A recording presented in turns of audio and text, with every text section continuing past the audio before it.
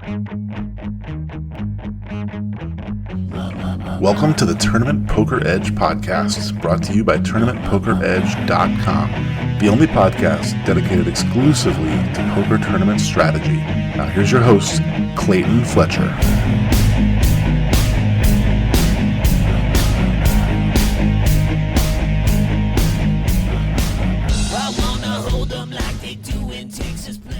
Hello once again, everybody, and welcome to the Tournament Poker Edge podcast. I'm your host, Clayton Fletcher, in fabulous Las Vegas, where I just arrived. I'm planning on playing a few of the deep stack extravaganza, whatever they're calling the tournaments now, at the Venetian.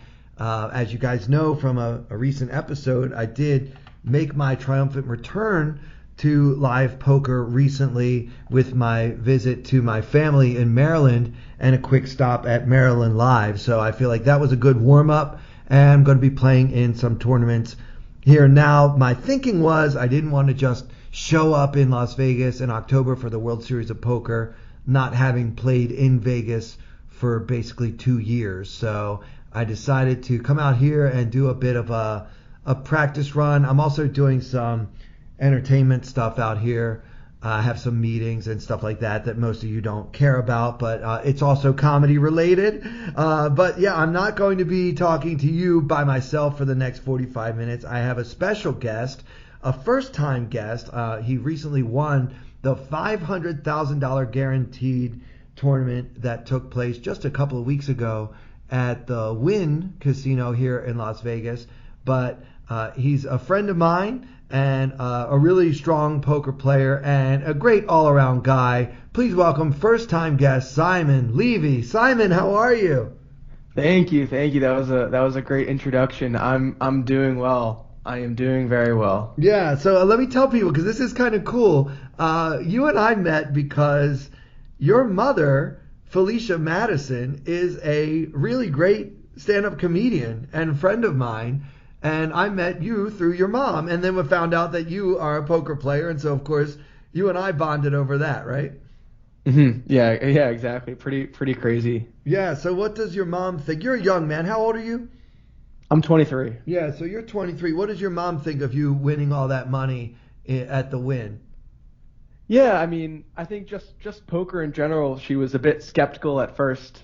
As I would assume most parents are when it comes to, right. to poker and the assumed gambling behind it.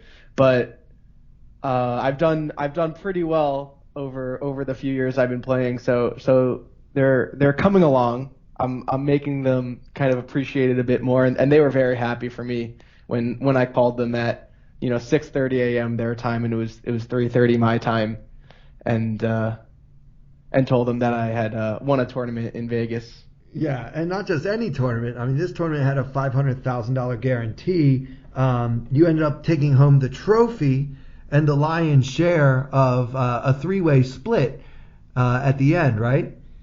Yeah. We ended up splitting 5 ways. Oh, 5-way split. Okay. Yeah, and it was quite the experience. It was only my 3rd live tournament ever, actually.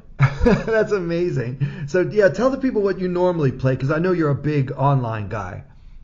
Yeah, so I went to school in Philadelphia, and PokerStars Pennsylvania launched right at the beginning of my senior year when I was already 21. So I started playing some low stakes poker on there, not really knowing what I was doing. I had played in some home games with some friends before, but really kind of got interested in the game there and decided that I wanted to get better and beat the field in Pennsylvania, and yeah, that's just kind of how my poker journey took off. Yeah, so when you and I first met, you were actually still a student at that school, and your mother and I were doing quite a bit of comedy together at the time. So here she has her young son, he's 21, and she's like, after you and I had first met and we talked for even just a few minutes about poker, and I could tell right away that you were a student of the game, that you were taking it seriously, and that you weren't just kind of screwing around and getting into gambling when you were in college. So I tried my best to assure your poor mother that that you probably weren't going to just squander the family fortune or whatever. How did you develop your your poker skills? I mean, are you a website guy? Are you do you watch a lot of videos? Do you read books? How did you sharpen your game? So I think originally I was watching a lot of Twitch streams, Spraggy and the Poker Stars streamers and some of the other streamers, and just that's how I kind of like learned that people are kind of thinking of the game and thinking of hands more than just, oh, I have a hand, this is a good hand, let's bet. And that kind of went into some more videos online, and I ended up purchasing the Raise Your Edge training software. So I was watching those videos and studying those pre-flop charts, and it just kind of snowballed through there, where I've gotten more and more interested in kind of trying to find the solvers and the true way to play the game, so that I can understand the baseline and look at how other people are playing and kind of exploit from there. Well, whatever you're doing seems to be working, because prior to this live win where you took home, what was it, 93,000, something like that? Yeah, just under 93,000. Yeah, so that's, I mean, obviously a great score. I mean, I don't know what I would have done if I suddenly had a windfall of $93,000 at age 23. Maybe it's for the best that did not happen to me, actually. But yeah, in addition to that, you've also had quite a bit of success when you first joined the online streets, as it were, in Pennsylvania. So yeah, tell us a little bit about the games that you were playing on WSOP.com or whatever site you were playing. Was it Poker was it Party Poker in Pennsylvania, or is it just WSOP? It was actually just Poker Stars PA. So Party Poker and WSOP have launched there recently, but for the first year and a half, it was only Poker Stars Pennsylvania. And yeah, I started out playing just some small buy-in SNGs and multi-table tournaments, and not really doing great. And it was frustrating, and my bankroll management skills, weren't great at the time. It was really the first time I was taking poker seriously, and got lucky in a few tournaments that allowed me to have kind of somewhat of a real bankroll on the site, and just kind of sun ran from there and spun it up a bit. Well, you can say that again. I mean, you spun it up. You built your bankroll to where you could actually afford to take a trip to Vegas with some friends, right? You guys kind of went like as a group? Yeah, so there were, I think, 5 people from our Poker Starts Pennsylvania Discord, and I was rooming with one of them, and he actually ended up making the final table of the tournament as well, which was pretty remarkable. So 2 of you guys ended up, and how many people played in this tournament? How many runners were there? There were 2,480 people who started. Three people from our 200-person Discord made the final table. That's not bad. No, it's not bad at all. It was pretty crazy. Representing Pennsylvania, huh? How about that? Yeah, but we apparently know what we're doing. Yeah. So are the games there wild? Because I've played some cash games and tournaments at casinos in Pennsylvania, like in Chester or at the Parks racetrack casino. Their Parks, they have a lot of tournament series throughout the year. And one thing I noticed, the games, like, they were extremely aggressive, like a lot of really loose action. Is that how it is on Party Poker PA as well? In online, what I've noticed is that, you have a lot of very good aggressive players at some of the higher stakes, but then as you get down below the $100 buy-ins, people play pretty passively and pretty tight. So pretty much the opposite of that. But I've heard that the live scene is quite different. Yeah, I don't know. A lot of tough guys. A lot of tough guys that don't want to be bullied, and they'd rather be a bully, and that kind of mentality and that approach to the game, which we talk a lot on this podcast about what motivates people when they're playing, like what they're really going for. Like, some people are trying to approximate a solver themselves, like basically be a GTO robot, regardless of what's happening. They're always going to stick to, the perfect distributions and just the right balance no matter what. And other players they'll notice that one of their opponents has a certain tendency, and then they will alter their strategy to try to exploit that tendency. So which category do you fall into? I mean, I would say I'm definitely more of the exploit kind of player, but I also think that I need to use both to be successful, because when I sit down at a table for the first time and I don't know anyone there, I do need to have some sort of set strategy that I can adjust from when I start to see player tendencies.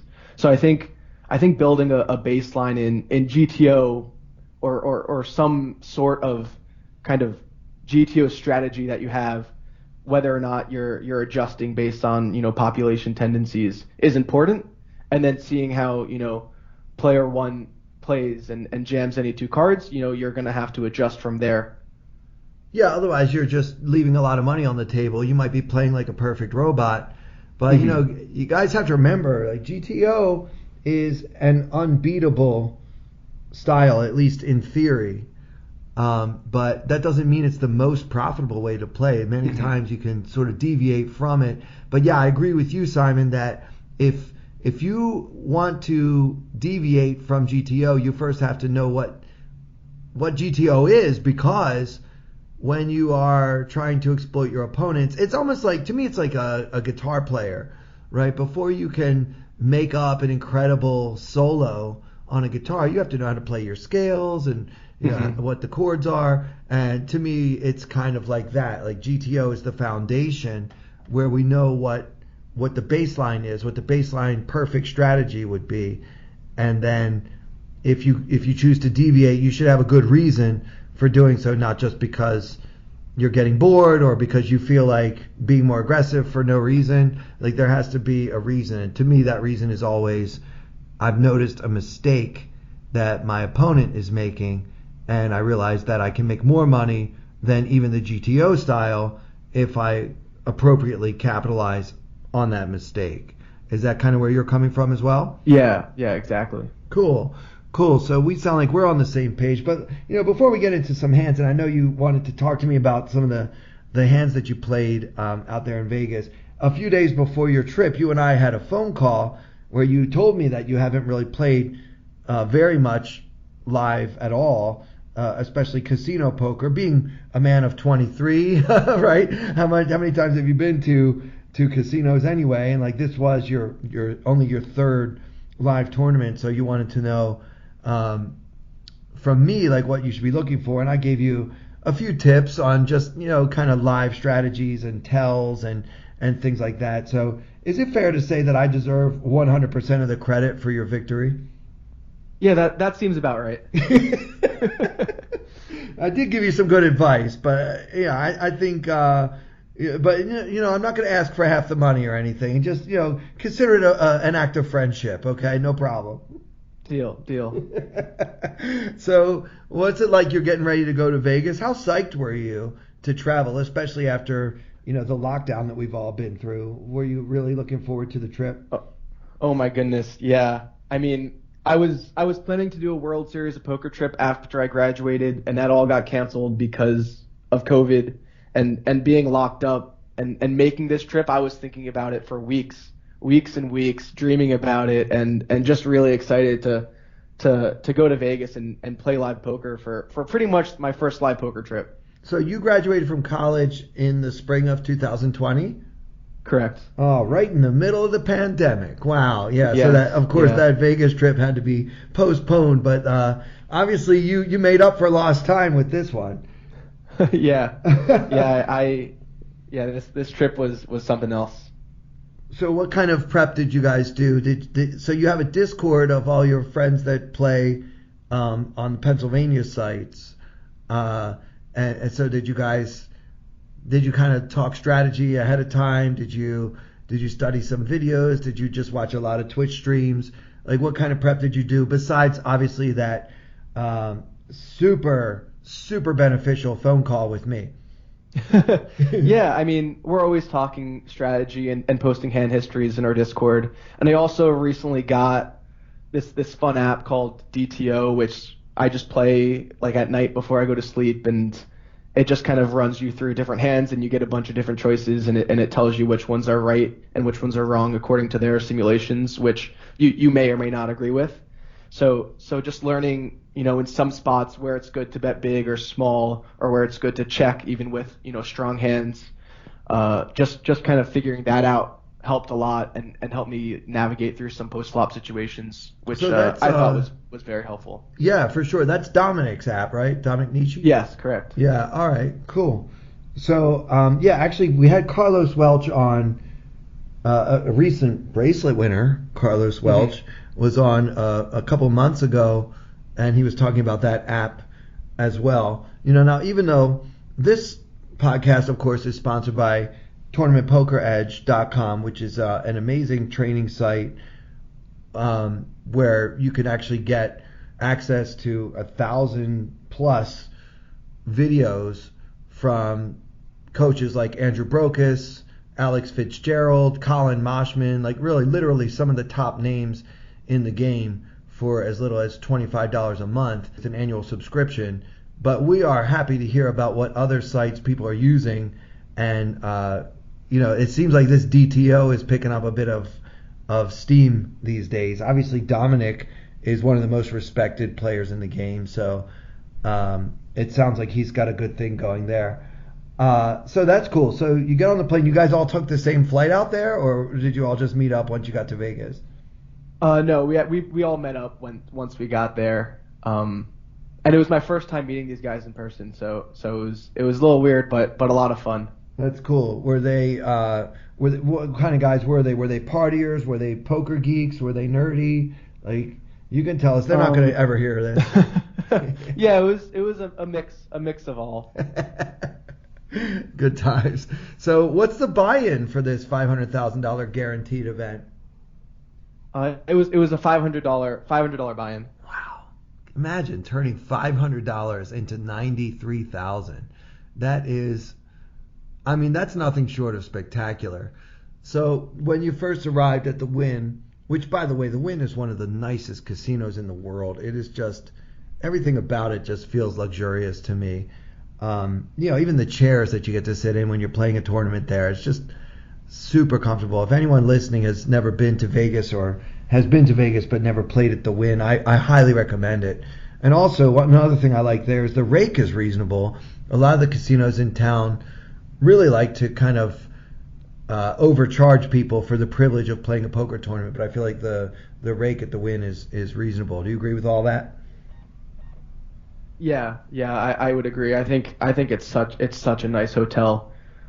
Just walking through the shops at the very beginning, you get this like Vegas feel of extravagance, which is really great. Oh yeah, there's the Rolex store, and then there's the Christian Louboutin, and there's this just any kind of high end. Oh, don't let your mom hear this. She's gonna want to take a trip to go shopping at the Wynn. All right, so. Let's talk about when you first sit down. How nervous are you? It's like the third time you've ever played in a live tournament in a casino. So what were you feeling? Were your palms sweating? Was your heart pounding? Or were you just kind of like, look, it's just another day at the office. We're going to do our best, and whatever happens? I would say in the first tournament I played, I was a bit more nervous, but by this time, walking into the Wynn, I was feeling pretty confident. And just from the start, just after playing the first few hands, I was feeling pretty good, but definitely times where, I would win a hand and I'd be shaking a bit or nervous or whatever way my body would display those emotions. Yeah. I don't have to worry about that behind a computer screen. Yeah, that is a huge difference, right? When you're playing online, man, you could just, you can scream if you win a big pot. You'd be like, woohoo! Sometimes when I'm playing online, I'm yelling at the screen, please fold, because I'm bluffing. All right, so let's get into it. Here you are. You're in this tournament with 2,000 other players, like 5 of whom are some of your friends from your Pennsylvania poker club. Now, did you have a similar network when you were in college? So I met all these guys when I was in college playing poker in Pennsylvania. So these are all from my late college days, but not really. The friends that I had who played poker, who went to my college didn't really take it as seriously as I did. Right. Yeah. No, it's just part of your personality, and I think this is one of the traits that I noticed right away with you that caused me to have those conversations with your mom where I said, don't worry about him. I think Simon's going to do well because he's clearly a student of the game. Like, to me, I know that you also play golf, and I think that golf and poker are similar in that the more you know about either game, the more you realize you don't know about either game, if that makes sense. And it just makes you want to learn more. Like, you enjoy golf more if you learn the finer points. And same with poker. Do you see the same similarity? Yeah, and I think the closer similarity is the mindset and the mentality that you have to be, a competitive player, and that, if you can get tilted in golf just like you can get tilted in poker, and it really throws your game off. Yeah. And you and your dad have that in common as well. My mother and I used to have poker in common. She's basically retired now, but my mother's a poker player as well. And she and I used to love to talk strategy about poker hands and tournament strategies and stuff like that. And then you and your dad's not a poker player, but you and your dad have spent I don't know how many hours together on the golf course, right? Mm-hmm. Yeah, tons and tons of hours on the golf course ever since I was just a little kid. Yeah, and so, even when you were just a boy. So maybe kind of just learning the discipline from him, which is like, this is a hobby or a fun game that we'd like to play together. But look, the more you, I don't want to say take it seriously because it is fun, but the more you dedicate to it, the more you actually get out of it, right? Mm-hmm. And you've done pretty well in golf too, isn't that true? Yeah. I played a lot of golf in high school, and I considered playing in college, but decided against it at the last minute. Yeah, got into the poker club instead, right? Yeah, exactly. I do commentary for the World College Poker organization. I don't know if you've heard of them or not, but it's basically this new thing, relatively new thing, where we have poker tournaments that are free to buy in if you're in college, and they have amazing prizes like a seat in a major EPT event and things like that, coaching with Jonathan Little and stuff like that. So I love what they're doing because they're really trying to develop poker within the college market. But let's get back to your trip to Vegas, Simon. I want to hear about one of the hands that you played. I know it was what, a 2-day or a 3-day event? This was a 2-day event with 6 starting flights. Okay. So how many of those starting flights did you actually enter? I only entered 1 starting flight, but I was in for 2 bullets in that flight. Okay, so you re-entered once. Mm-hmm. Okay. All right, so fine. You turned 1,000 into 93,000. To be clear. All right. So what level is this hand going to be from?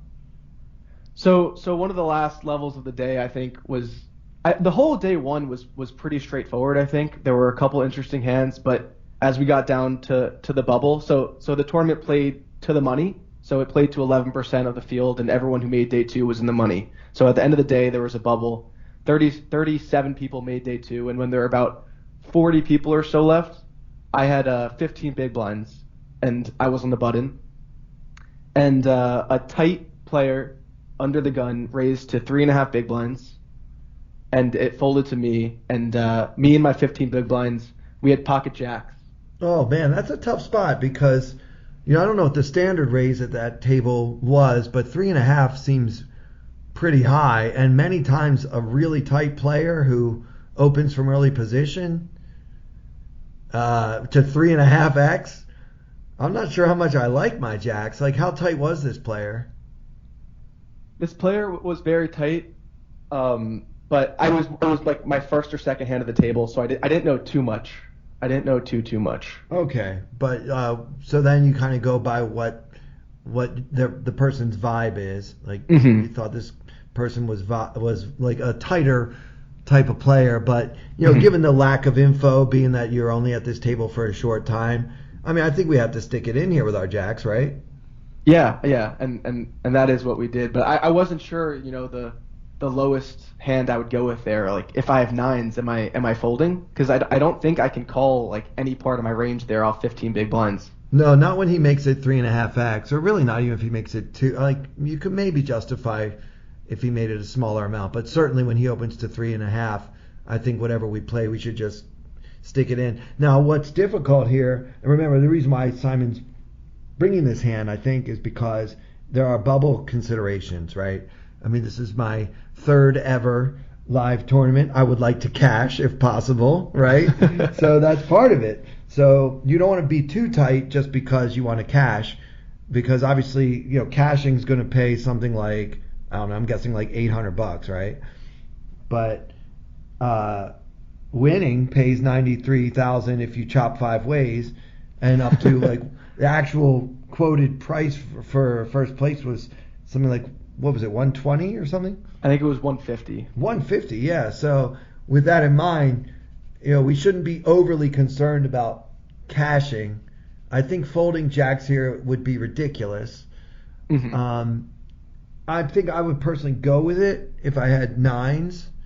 I would also be shoving certain unpaired hands like ace queen. Mm-hmm. the raise from under the gun, it was under the gun or just early position? Under the gun. Yeah. Right next to me. Yeah, 3.5x from under the gun. Yeah. I don't know. It's tough because we don't know anything about this guy. But yeah, I guess ace queen is just too strong to fold, and given the dynamics here, we just have to stick it in. Mm-hmm. Do you agree with that, or would you fold ace queen? I think it depends. I think first hand of the table, I think ace queen suited I'm definitely going with. Yeah. And ace queen off is a tough decision. It's a tough decision, but I'm going to err on the side of shoving there, because honestly, the way I approach it, and my listeners know this, and a lot of them quibble with me about this, is I'm trying to win the tournament. Cashing is important. Obviously, it's better to cash than to not cash, but this is a spot where I could possibly get it all in against ace jack, or even if I end up having a coin flip for all the chips, then I'll have 30 some big blinds if I win, and then that's a stack you can actually play into the money and then start to build your stack for a deep run on day 2, right? So mm-hmm. Yeah, I undervalue the importance of the min cash, and I freely admit that it's one of the holes in my game, if you will. But it's just I'm never here for 187th place. I'm always here for first place. So otherwise I wouldn't play. Mm-hmm. So yeah, but 9s is getting close. Ace queen is getting close. But yeah, I think it's a shove with jacks. So she actually ended up tanking for a while on the bubble and open folding ace king. Wow. Yeah, I mean, that shows you have to shove.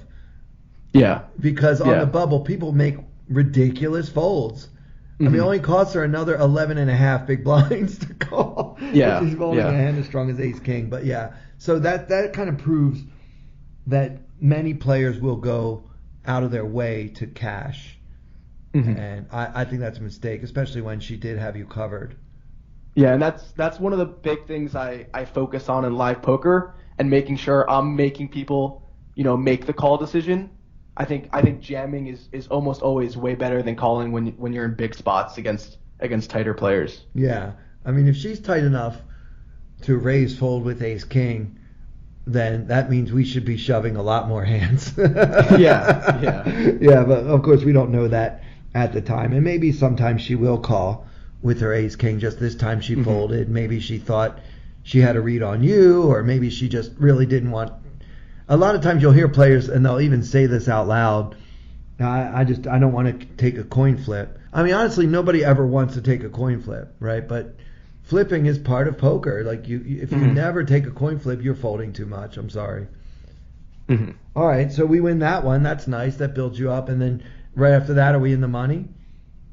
Right after that, or a few hands later, and I picked up 5 or 6 big blinds with the antes, and I was able to kind of attack people on the bubble going forward and be really aggressive, which helped me increase my stack actually almost double without having to be all in that risk. Wow, that's excellent. Yeah, that's always good. The biggest bubble in the world is the main event bubble, and of the 2 times that I've cashed in the main event, I was in the top 100 somehow in both of them, but in both of those tournaments, it was all about being super aggressive on the bubble. I remember in the 2015 main event, I was playing absolutely maniacally at a very tight table on the bubble where everybody was looking at the other tables. Are we in the money yet? Are we in the money yet? Are we in the money yet? And one guy actually folded trips to me. He showed it. He had flopped a set and folded because I put him all in on the turn. Mm-hmm. And I had those are times when you don't want the bubble to end. Yeah, it's like, wow, if you're going to fold trips, like you're never calling. You're never calling with anything. So. Yeah, those are great opportunities to accumulate chips. You just want to make sure that your opponents are the type that will make those kind of ridiculous folds because they want to cash so badly. Everybody wants to be able to go home and say, yeah, I played the main event, I cashed. Mm-hmm. But is that worth not accumulating chips and not giving yourself a shot at the millions up top? Yeah. I mean, my answer is no. So I'd rather bubble the thing than to, end up cashing with a short stack and not really having a shot at the big prizes. So, and I have bubbled the main event or close to, I don't mean literally bubbled, but, busted out very close to the money in the main event before. And, truth be told, it doesn't feel good, but I think it was still the right play given the way my opponents in that year were playing. All right, so getting back to you now, we make it to day 2, and we have a stack or what? Yes, we started off with a great stack of 400K from 25K starting, but day 2 got off to a rough start, and we were all the way down to like 200, I think, at our min. And around then, what was the average when you were down to 200? What do you think the average stack was approximately? It must have been 400,000. Okay. Something around there. Yeah. So even though earlier you had one of the chip leads, mm-hmm. At that point, now how do you cope with the emotion of the moment? Because I know when we're playing online, we often have 10, 12, 15 tables going, and if you get short on one table, it's not the end of the world because you got other irons in the fire. But how is it different for you just emotionally in dealing with the disappointment of no longer being one of the chip leaders at that stage of the tournament? Yeah, it was more difficult than I thought it would be. In all the tournaments, just like going down from starting stack to half starting stack and realizing this is the only tournament I have for the day and getting frustrated around there. It was difficult to make sure I still continued playing my game. Say, hey, look, I still have 60 big blinds. It's plenty. I can work up from here. I just need to keep playing poker. So it was difficult at times for sure. Do you think your experience on the golf course helped you kind of learn how to have the right mentality in the heat of battle? Yeah, there were definitely things that I would do on the golf course to calm myself down that I saw myself also doing on the felt. That helped a lot. Let's hear one. Taking deep breaths, taking my time and just being relaxed. Yeah, so really deep breathing. It's not the first time I heard someone say that actually does help. Does it just kind of calm you down a little bit, keep your mind focused? What sort of things do you tell yourself? Do you have like the kind of brain that works that way, like where you tell yourself it's okay, Simon, you're still in it, you've got 60 big blinds, don't go on tilt and punt it all away? I try my best to tell myself not to do that, but sometimes it happens anyway. Yeah, no one's perfect. Yeah, because the way my brain works, I definitely end up talking to myself during breaks. Like I'll go out and sometimes I even turn on my voice recorder because sometimes I think I have thoughts that I might want to talk about here on the podcast in between, levels or whatever. And I actually do talk to myself. Like, you got this. You've been here before. You have 8 big blinds, but that doesn't mean it's over. It's not over yet. Stay positive. Kind of those reflective, self-reflective, if you will, conversations I think have served me well. Mm-hmm. So yeah, that's interesting. So are you sitting there at the table, like literally taking deep breaths? Yeah. Usually before I look at my hand on the next turn, I'll take 2 deep breaths just to make sure I calm myself down before, starting the next hand and reacting in any way that could give anything away. Yeah. Well, I've heard great golfers, Tiger Woods and others, talk about how your most important opponent on the golf course is yourself. Mm-hmm. And I think that's true in poker as well. Maybe even more so in poker, actually. Yeah, I would agree. All right. So what happens next? So we ended up building from 200K to about 800K without getting all in free and without being at risk ever. And we have an under the gun raise. We're in the big blind. There's an under the gun raise, small blind, who's Pat Lyons, who's a pretty famous live poker player, flats from the small blind, and I call with 3-4 of hearts off about 16 big blinds. Okay, so you're in the big blind with the 3-4 of hearts, and so now we're going to see a flop 3-handed, and you'll be in the middle. Mm-hmm. Mm-hmm. All right. And so the flop comes 5 of hearts, 7 offsuit 7, 10 of hearts. Okay, so we have a gut shot and a flush draw. Otherwise, we have 4 high. Yes. All right, and our gut shot isn't so great. Yeah, it's the bottom end, but I'm not too worried about. I'm only worried about 8-9 there. So yeah, it should be good enough. Yeah, it should be good enough a lot of the time if we happen to get there that way. I mean, I'm rooting for a heart, but all right. And does Pat check to you? Pat does not check to me. He leads for about 2 or 3 big blinds. Okay, so this is interesting. The pot has about 7 big blinds in it.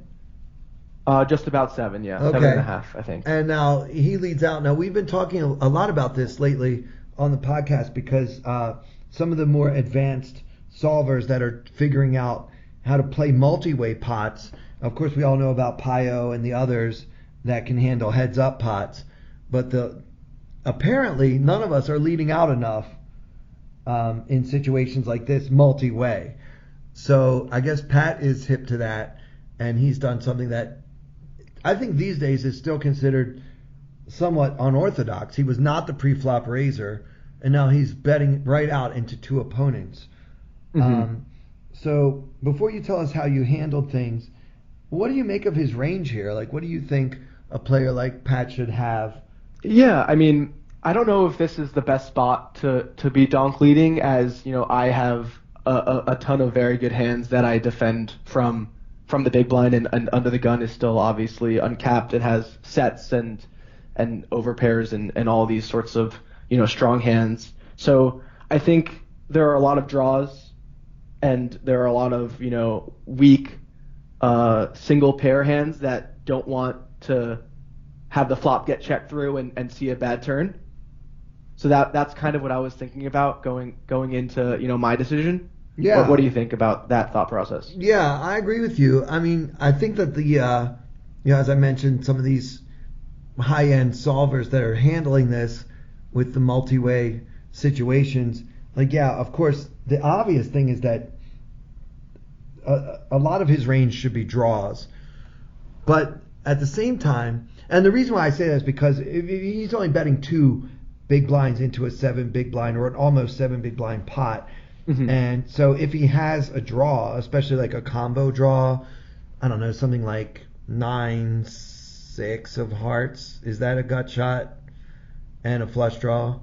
Yeah. Yeah, so hands like that, or I'm not looking at it, but yeah, those type of hands might want to make this kind of bet because they really want to see that turn card and they don't want to overpay for it. So if I can bet 2 and just get you guys to either call or fold, rather than having to check and then have you bet 3 or 4 big blinds, I end up saving a lot of money in the long run that way. So the only thing he really doesn't want to see when he's doing that with a hand like that is a raise, but he can call that raise because he has so much equity, right? So you want to be able to do this with your draws, but then you also need to be able to do it with some very strong hands as well, right? Leading out with like bottom set is a nice play here because you guys probably won't put him on that very often, and it does counterbalance the fact that it's a draw heavy board, and then actually does end up benefiting those times when you guys fold, especially if you had a gut shot or a flush draw or some kind of combo yourself. Like if you end up getting sandwiched in the middle and you end up having to throw your hand away for whatever reason, the deuces actually benefit whether you call or you fold, which is kind of the nice thing about doing that with a hand like that. Obviously, you can also have, what was the top card, a 10? A 10, yeah. Yeah, so he could have a hand like Jack 10 or 10-9 suited, stuff like that as well.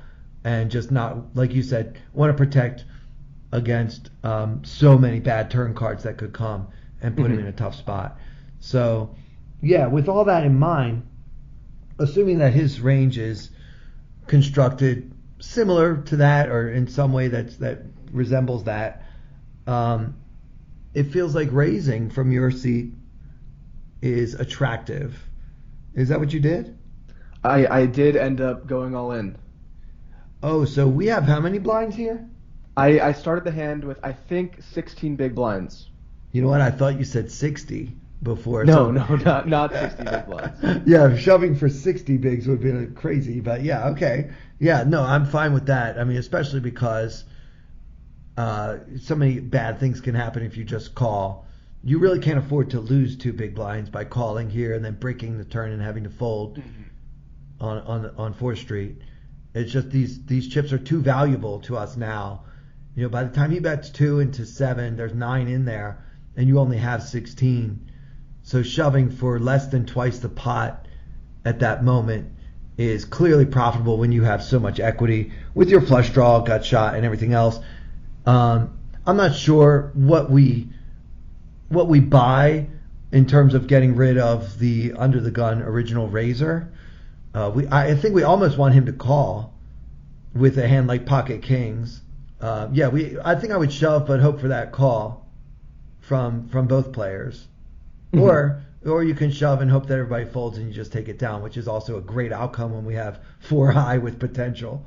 Yeah, I think both the double fold or the double call are great options for our hand as long as our flush draw isn't dominated or our straight draw isn't dominated. Yeah, that's the bad news. Is if somebody comes in with you and he's got like better hearts or I mean you can't worry about everything when you're playing poker, right? Yeah. I like it. It is what it is if I get it in with 5%. Yeah, and that sucks, but it's not 0%. I mean, in this spot, I think you're hardly ever going to be 0%. So, even if you need running trays, that's something. You'll get something. All right. So what happens?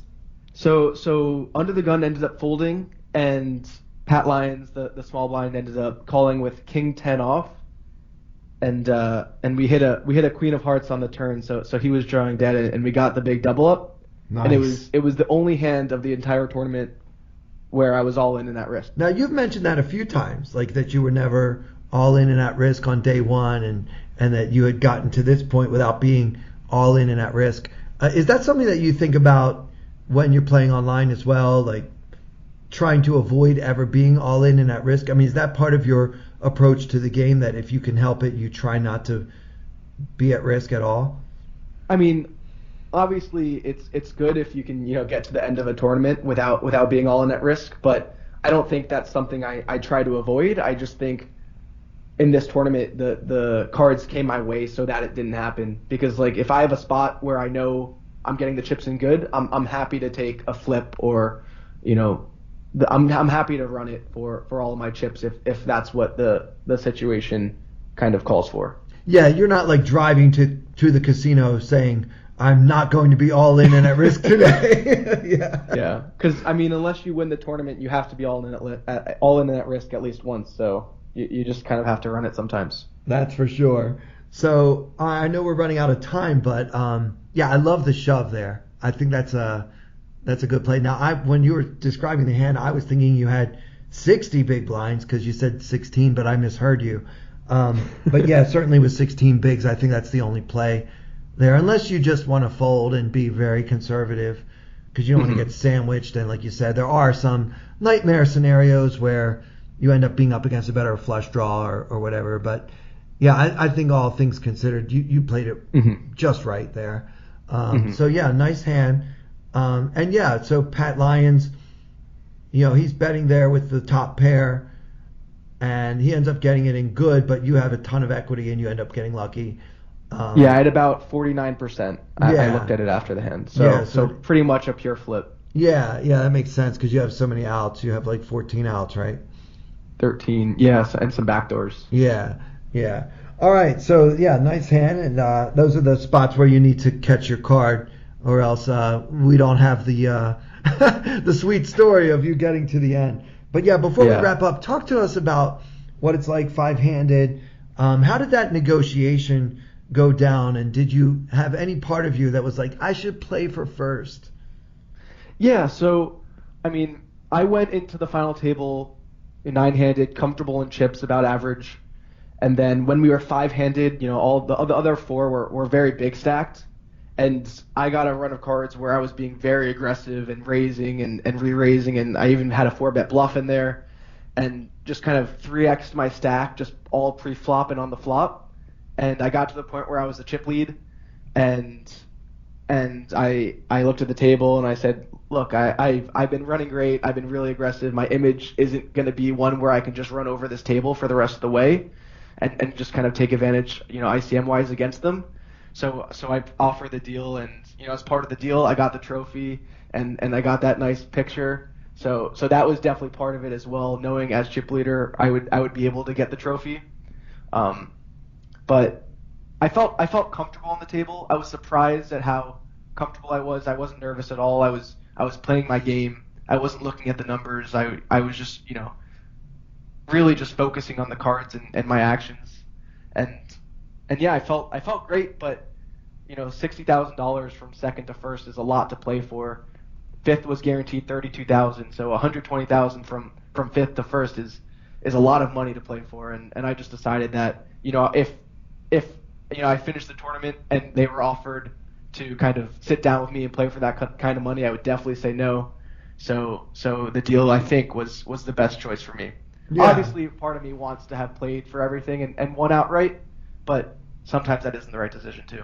Yeah, well, it sounds like you made a pragmatic choice. What would it have taken for you to want to continue playing? I know for me, like, if the other four were absolute fish and they just had no clue how to play tournament poker, especially shorthanded, then I would, of course, want to be, playing for the big prize.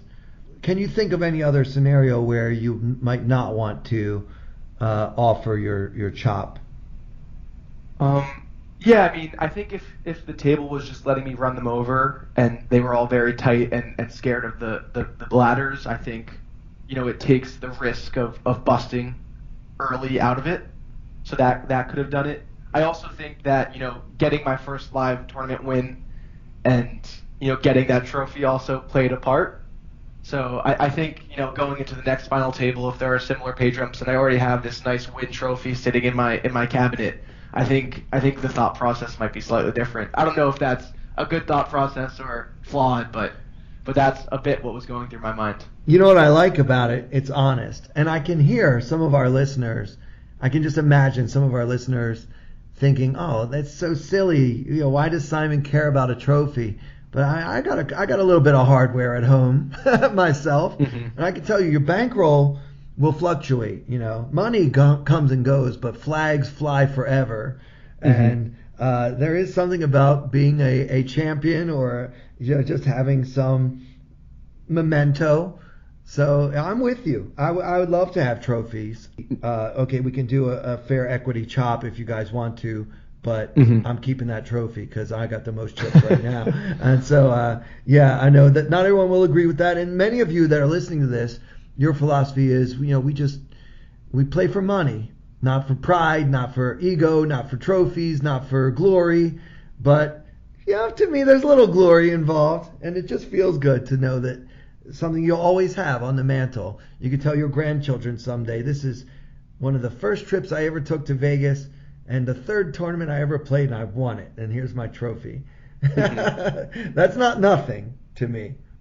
Yeah, and that was definitely going through my head. And also the other four players, they were not bad players. I think that I might have had an edge there because I've done a lot of ICM studying and ICM situations at home, and it's something I've spent a lot of time on. But the players, they were aggressive and they were good. They were capable for sure. Fantastic. So what's next for you? I know you were doing some streaming. You haven't been on lately on Twitch, but you used to be a pretty active Twitch streamer at Sleevey98. So what's happening with that? Are you planning to get back on now that you've got your bankroll all pumped up? Yeah. I think I will start streaming a bit more. It's difficult with the time because after work I have to commit, to 5 hours or whatever the tournament ends up lasting. So I've been doing more study streams and more just conversational streams, which I've been enjoying. But definitely looking to start streaming a bit more now. Yeah. So yeah, I mean, also we didn't talk about this, but you do work full time, so it's not like you have 7 days a week that you just go on Twitch and screw around with everybody. But yeah, would be nice to get back on there. I always enjoyed checking you out on Twitch, and that's Sleevy98. It's SLEEVY 98 for those who might be looking for Simon out in the Twitch streets. They can also follow you on Twitter, right? Why don't you give out your Twitter handle? I know you're on there once in a while too. My Twitter handle is also Sleevy98. I try to make it simple for everyone. Yeah, that's like me, Clayton Comic on everything. Oh, this has been great, man. I'm so tickled for you. I remember that first time when we met up and we talked a little bit about poker, maybe even the same day that your mom introduced me to you. And I realized that we had a similar passion for the game that we love. It's really cool. What else do you want people to know before we have to say goodbye? Not much else to know. I feel like we talked about a lot. I had a great time here talking through my experience. It's always great to kind of think about it again. I've certainly haven't forgotten, and it's been nice. Yeah, well, I hope that a few years from now you're going to need a whole new mantle for all your trophies. Yeah, I hope so too. Yeah, well, thanks for coming on the podcast, and really appreciate you taking the time. Appreciate it, Clayton. All right, so for Simon Levy and for everyone here at Tournament Poker Edge, I'm Clayton Fletcher. Thank you so much for listening.